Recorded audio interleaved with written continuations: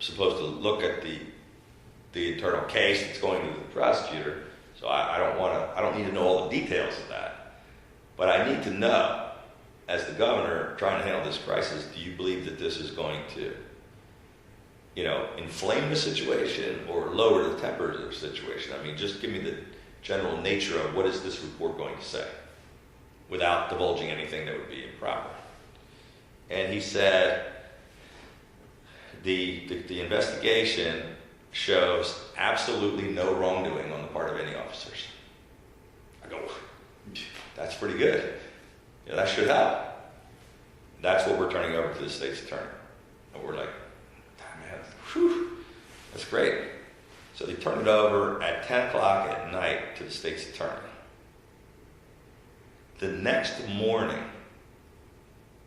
at 9, 10 a.m., she holds a press conference. The mayor? The prosecutor, the state's attorney, Mosby. I remember this. And says, I'm going to bring the justice. And a very inflammatory political speech, right, where she says she's charging all 6 officers with multiple counts, including manslaughter and second-degree depraved heart murder, they call it, and a whole bunch of other charges. After the police report said that there was nothing, that it was a tragic, unfortunate accident. Their story was, he was handcuffed because he was out of control and would not obey orders, was kicking the police officer, and finally said he had to leave the handcuffs on. He sat in the back of the truck. Unfortunately, he couldn't brace himself. They don't have seatbelts in the back of this thing. He had the handcuffs. He fell over, broke his neck. It's tragic. It's terrible. But nobody intentionally murdered him. It was not police brutality. Blah blah. Mm-hmm. I don't know. No one knows with all the facts. But there was a huge difference between it was a terrible, tragic, unfortunate accident, right, and the police officers did not do anything. 2, they all murdered him. Right. And so she ended up losing on all counts, and no one was charged with anything. So we don't know. But it was a very inflaming. It was her press conference. Instead of lowering the temperature, right, inflamed the temperature. Right. And she's the prosecutor. She's the one who's supposed to be exercising judgment here. She runs for office, and she was it was a very it was a little over the top. Regardless of what she thought the legal case was, right, it was more chanting and stirring up, which was the last thing we needed, at the time. So it instead of calming people down, it got things more ginned up. But and that's a whole long story about how the whole case went and how everything was dropped. But anyway, it ended with all of the peaceful. No one got hurt. Nothing bad happened, and we brought peace and law and order to the city. But we're still trying to fix many of the underlying problems that resulted in all this. We have a consent decree. There's still mistrust of the police department. We're still trying to fix the old underlying problems, but that immediate emergency we dealt with in a really good way. It was really an incredible thing to be a governor for 89 days and have gone through. It was nothing you would expect. You were just getting my hometown police chief is coming up to be the new. Oh yeah, you're right. I met the guy. We love him in New Orleans. I don't know how he struck you. I was very impressed, and as is everyone else. Yeah, he's a good guy who has dealt with him, and he's, I think, exactly what we need. I've only been governor for 4 years. We've been through 5 police commissioners, because 2 mayors and 5 police commissioners, and I've said we need. Stable leadership. He's also been through a consent decree. Yeah. He's been through many of the same issues and problems. He had a horrible police. He was running a deeply dysfunctional police department. Which, at Baltimore City has huge issues, and I think he's the perfect kind of guy. And he just recently got confirmed. I had a meeting with him in my office, and I couldn't have been more impressed. So I'm hopeful. Yeah. He's got a huge job ahead of him, I can tell you that. Yeah. But it was just a crazy situation. So when Marilyn Mosby held her press conference, I was at the police headquarters there, And so these are the guys who said the investigation, was a tragic accident. And then she says, we're charging all your guys with murder. There were guys who, there were guys on the force for 30 years that were in tears. They were like punching the guy. It was like, oh my God, it was a shock. It wasn't like, because they thought it was going this way and it went that way. And in a really inflamed way, they were dealing with this crisis, and they were like, "Oh my God, this is like throwing gasoline onto a fire."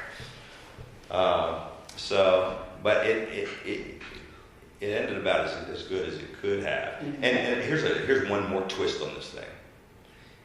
It started originally with real tension among real city residents who had real grievances and concerns about potential police brutality and frictions in the police department and other things that they were concerned about in the city.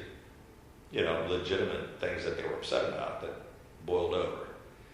But that was exploited and taken advantage of by outsiders who came in to really jack this thing up. So many of the protesters ended up being groups like Anonymous and several of these, what do you call them? They were kind of anarchist groups that their intention is to kind of just disrupt. And there were a lot of non-city residents and a lot of white people that just wanted to stir up trouble in the city, and they were just coming in from around the country to stir things up, and they were, just kind of it just became a place to come. Let's go make mischief because there's lots of TV cameras. Yeah. What is your view of the mayor's motive? Was she just overwhelmed? Was she? Oh, there's one more story about Obama I gotta tell you. Oh, okay. Yeah, but yeah, the mayor was. I think it was part of it was her politics. She's playing to an audience. Well, part of it was she probably felt like some of the people did, that there was police brutality, so she was siding with the protesters. Part of it was she was playing to what she thought was her base, like, I don't want to be on the side of the police, I want to be on the side of these guys, that's better politics. Right. It was a miscalculation because she dropped to about 20% popularity as I went up, and she couldn't even run for office again, so she left. But she thought, and part of it was just paralyzed with indecision, like, I don't know what to do. And she was getting this terrible advice from outsiders who were, part of the Democratic base, who were like, oh, you can't interfere with protesters, and, Black Lives Matter is, we're siding with Black Lives Matter, so they should be able to, And so she was like, I'm not trying to stop them from doing that. And that's why she said, give them room to destroy. Right. As long as they're not killing people, I'm good. They should be able to do all this. It wasn't really a law and order kind of a thing, but she misread it because it wasn't just the folks all around the state who wanted us to get the violence under control. People in the It neighborhood. was the city residents who were scared to death, who, when we were in the city and people were saying thank you, and there were Black inner city residents in very poor neighborhoods that were standing between the violent protesters from out of town and the police, like defending them, like trying to stop burning our neighborhood, stop throwing bricks through our windows. They were the ones being hurt. And it wasn't the police officers that lived out in the suburbs. It was their neighborhood that got burned down. It was their CVS. They can't go get drugs from anymore. They're the ones that, when they got hurt from the brick, they can't go get a Band-Aid over here because it's burned down. Yeah. It's so I forgot, this is an important part. Christy called me, here's what I would suggest, here's what I'd do, whatever. I hang up from him, Obama calls me in the car. Had never called me before. I met him a couple times at these White House dinners I do every year. Mm-hmm. Well, actually, I would only met him once because You'd only been the governor. I'd only been the governor. I went to my first NGA dinner. I met him once. I had never called me before. And he calls me, and actually, I don't even know how they tracked me. They were like the state troopers somehow. President Obama was trying to. I was like, what? How that works, but so I got on the phone, Mr. President, and he said, Governor, I understand you called us to state emergency. He said, I'm just calling you to say that I'm very concerned and that I think that you could potentially inflame the situation. And I just want to make sure that you're cautious and that you exercise restraint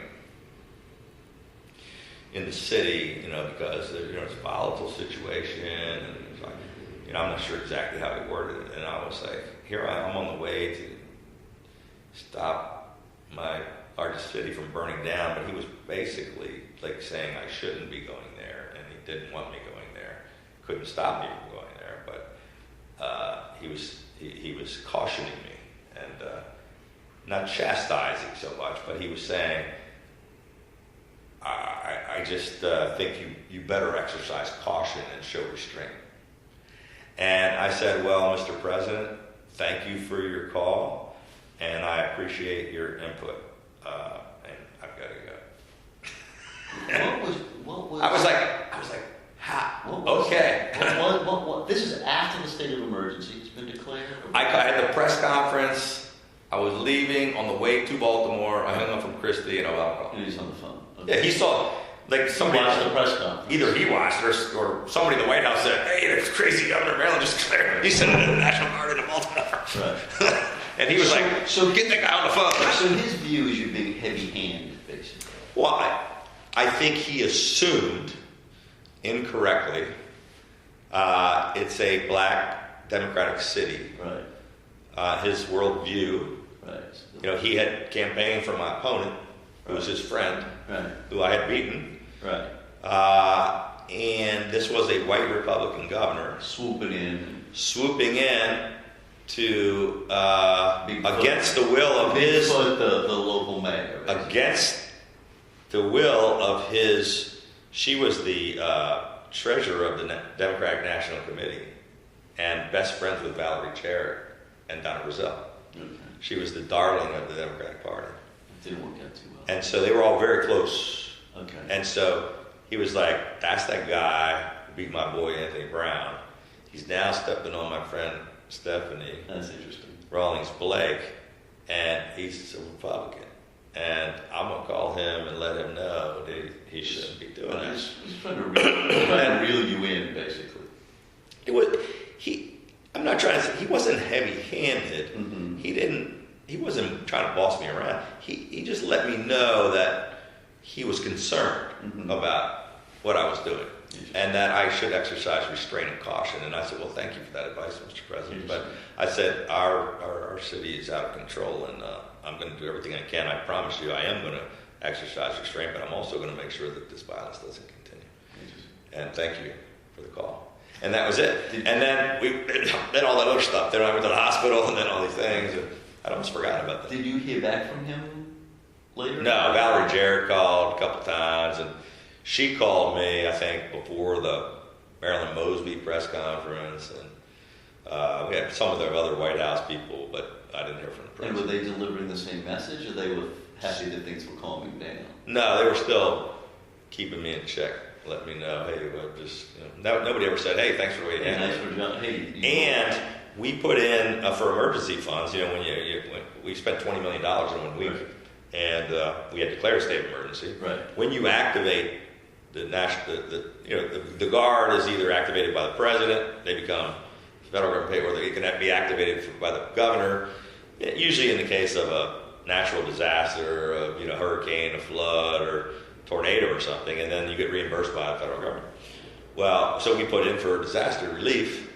We called up the guard. We have all this. We have to pay 4,000 people and all this moving military equipment and all this stuff. Sure. They denied the request. We didn't get the $20 million back. Okay. The Obama administration denied it because they didn't want us going there. So it's a lot of money. We got, we had to come out of pocket for. All right. But we're gonna wrap in 1 second because Yep. I know you're getting to the end of exhaustion. But talk to me about two things that you mentioned on the phone that you could probably give me a little more detail on. Yeah. Which was the shooting the baskets with the friends. Oh yeah. And the The gangs. gang Yeah. And TV, because I was honest, detail. when you told me before, I was a little, they were getting blurred in my mind. Yeah, it's two different. Yeah, you're right. It's two entirely different ones. And I'm turning the gang members into basketball players. Right. That's what I tried to. So I was just confused. it's two separate things, actually, on two separate days. Okay, so help me. So the very first day, after I go to Ground Zero and all that, I then say, and I'm just citing this, by the way. It wasn't like scripted. Mm-hmm. I'm like, I want to go to Freddie Gray's neighborhood, Sandtown, Winchester, which is, they're like, my team is like, really? The state troopers are like, are you sure? And I said, yes, I think it's important for me to go there. That's where he was from, and that's, it's the projects. It's a tough neighborhood, but I thought it was important and symbolic that I was going to go. I'm going to go there where his neighbors and friends are and let them know I care, and I'm going to listen to their concerns. So I went to Freddie Gray's neighborhood, and it wasn't a very long visit, but I met the head of the NAACP in Baltimore, and I walked the streets with her. That's not the Mr. Jealous. No, he was the national. This is the local. This is the local Baltimore NAACP. Okay. And I met her at the NAACP headquarters there, and then walked the streets. Mm-hmm. And it was just a few, people were surprised. But this is when now? This is the very first morning. Okay. After I went to Ground Zero, I see. I was like, let's go to Freddie Gray's neighborhood. Mm-hmm. And it was just a short visit, but I just walked through and I shook hands with a few neighbors and said, I'm really sorry for your loss. I promise you we're going to try to, bring some peace to the neighborhoods. We're going to try to work on addressing some of these issues with the police department and some of these other things. And they were like, well, thank you, Governor. Thank you. There was no hostility. It was just like they were surprised I was there. And it was just like, I wouldn't say it was overly like, they weren't like thrilled or thankful, but they weren't angry or mad. They were weren't hostile to your presence. No, they were just like, hey, it's the governor. What's he doing here? Right. And I just there were just a couple of teenage guys down there shooting hoops, and I went down there. I said, hey guys, what's up? And they're like, is that the governor? And I now have some reporters and TV cameras following me around, and I was like, hey guys, I shook hands with them, and then I just took a couple shots, just to be nice to the guys in the neighborhood, to show them like one of the fellas. And so one of the guys is quoted in the Washington Post saying, the governor can shoot for real. And I was like, that was one of my favorite quotes because it said I still had skills, I had some game, And so that was just a little sidebar. That's a brief. Very brief one, sentence, but it was just kind of fun. Okay. But so the rest of the week was stories of walking around the city, in between all the meetings with the police and the mayor and our security teams, and making the decisions, and going on CNN, thanking the National Guard and the police. I mean, this is like nonstop, 20-hour days all over just manic.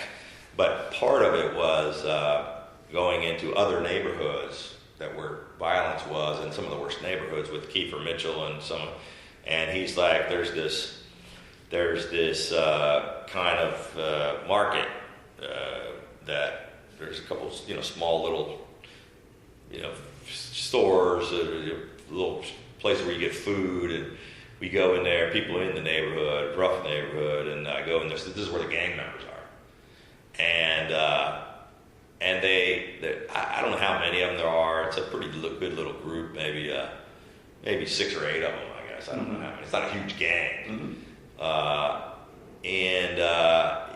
I don't even know whether they're gang members or not. Who knows, right? But Kiefer says these are gang members. He's from the city, and he goes, God, you don't want to go talk to those guys. And I was like, why not? They have tattoos on their necks, and are they inside the store or on the street? Well, it's an inside market, so it's you walk around. There's little booths inside, so they're just hanging out inside this place. And I'm walking around, I'm just talking to some of the shop owners, some of the people that's from the neighborhood, just a part of my reassuring we're here, president's going to be okay. But they're mostly just people that live there. And then there's this kind of rougher looking group who's kind of giving me a lot of, I guess they would say, they call throwing shade or something. They're giving me these looks like, tough guy looks. And the troopers are eyeing them. And so my assistant keeper's like, hey, go watch out for these guys. You don't want to talk to those guys. And I'm like, oh, why not? And some of them said something. I don't know exactly what it was. Some kind of, mouthing off a little something, not very friendly. Somebody, what are you doing here? Or something like that. And I went over to talk to him. And the keeper's like, hey, go. He's like trying to hold me back. Mm-hmm. And the troopers looked at me and looked at each other like, oh, here he goes again. Here he goes again. I could see they were nervous. They were like, oh, he shouldn't be doing this. But they didn't stop me, Mm-hmm. But they just know I'm just not going to listen anyway. I just do what I want to do. So I went over and talked to the guys. And I think they said something like, what are you doing here? What are you doing here? And I said, listen, guys, I don't know how the whole conversation went, but I just listened to it. I said, look, I know you guys have a lot of things you're concerned about. They said something about the police. They said something about closing the community centers. They talk about there are no jobs. They talk about, they had a lot of things they were unhappy about. And I said, I understand all of that. And, you have a right to be mad about, the schools and the community centers and all the stuff that's going on here. But you know what? And I understand you're concerned about they talked about Freddie Gray. They talked about the police. And I said, but this violence isn't helping anybody. I said, these are your own neighborhoods that are getting burned down. I said, these ladies down the street, they didn't deserve to have their house burned down. These guys didn't deserve to get hurt. You're hurting your own people. Well, you got to help me do something about this violence. I go, we can talk about all these issues. We can try to help fix some of these problems, but we got to stop the violence. You just got to help work with. I promise you, we're going to keep working on these things. But right now, we have to get the city back under control. I mean, that was the gist of the conversation. It might have been a little bit longer conversation. They said a few things. I said a few things. It was a give and take. It was a discussion. Mm-hmm. But at the end of the thing, so it started out sort of hostile, arms crossed, a little attitude, a little like, what are you doing here? And at the end of the thing, it was really amazing because the one guy said, they're all smiling. Right. The one guy says, I feel you, Gov, I feel you.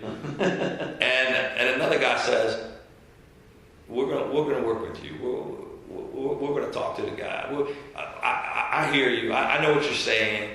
We can do something about that. You're right. And they go, can we get a selfie with you? It's like all of them, each one individually. They're giving me like gang signs, and they're like leaning in. They got their arm around me, and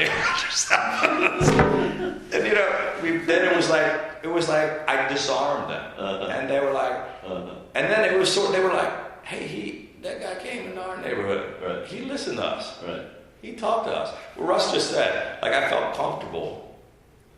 I didn't care. I was like, just talk to them like human beings, and they were like shocked. The governor talked to us like he just like lived down the street. Like he's a regular guy. That's funny. All right. I wasn't black and I wasn't a drug dealer, but I talked to him like human beings. You can have a conversation. You're a person who can have a conversation. Right. All right. Well, you're absolutely right. This riot stuff is a multifaceted story. Yeah,